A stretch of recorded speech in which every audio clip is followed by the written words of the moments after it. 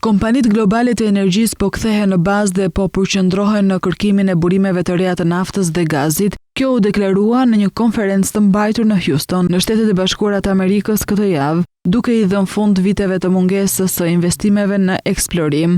Shumë kompani nafte dhe gazi kishin zgjedhur të kanalizonin fitimet në dividend dhe blerje aksionesh në vend të kërkimit për burime të reja. Lufta SBA-Izrael kundër Iranit po rrit rëndësinë e gjetjes së burimeve të reja. Ekzekutivët në konferencë paralajmëruan se mungesa e furnizimit mund të vazhdojë për më gjatë se sa pritej, duke i bërë zbulimet e reja potencialisht më kritike.